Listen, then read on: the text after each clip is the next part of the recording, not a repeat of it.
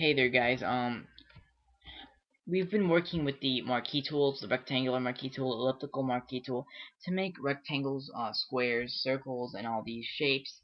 I have said this in the previous tutorial. We have been now working on the vec tools to help us make vector squares, circles, and all that. And we're going to be learning about a couple of other tools we have in that category. One is the rounded rectangle tool. Now this is a really nice tool for the people who have they're making app icons and all that. And the grid radius, if you want to make an app icon, would be 80 pixels. And the radius is how curved your rectangle is. Now the higher the radius, the more it's going to be curved. And obviously, if you curve the radius too much, let's max it out, it's going to be a circle, because it's all going to link to another, and you can't really go more than that. If I try to go 9,000, or it's 1,000 at most, um, it will kind of be a circle if I hold shift. You can always make perfect shapes by holding shift, no matter what the shape is. I can even hold shift and make me a perfect app icon. Most of them are 512 by 512 or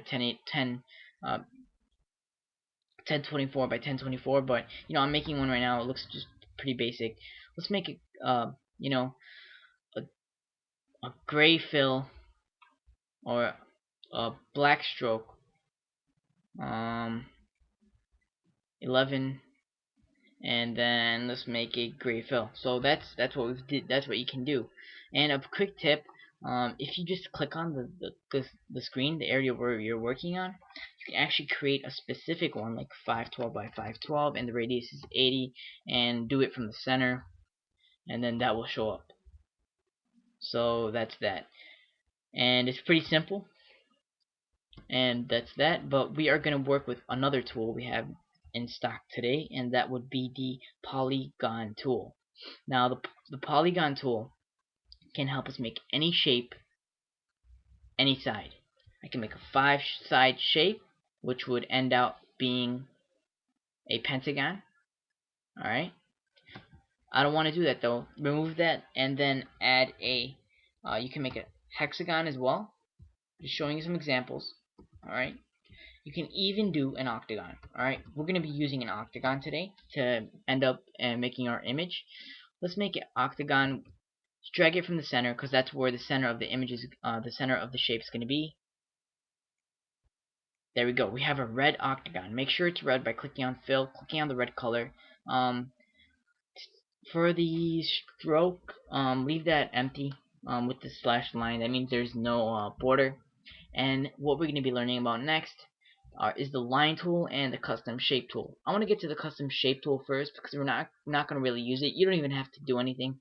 I'm just going to show you what it is. You can make any of these shapes, okay, onto this. So you can just drag it and it will come right up. Like I can pin it. I can draw a pin, like pinned onto there. I don't want to do that though. Once again, I'm just going to go and do the line tool, because we're actually going to use that. And the line tool can be a shape as well. You can make any shape you want. Drag a line down there, drag from there, drag from there, okay, and then drag back. Alright, and you can even make a thicker line. Say I want to make a, whoops, I can make a line like that, and from that one I can actually make it wider right here. That's the width. And as you can see, we have a red octagon, 8-sided figure. And I can merge them together, merge shapes, and you'll have one whole shape. It does screw it up a bit because of the different widths and the strokes, but that's why I always recommend raterizing it before merging it. And so raterize this and merge them. So you'll have the line figure with a high width. You will have a red octagon with a red fill and a black stroke on inner stroke. And how you, if you want to make sure it's inside, you can go to the shape you had,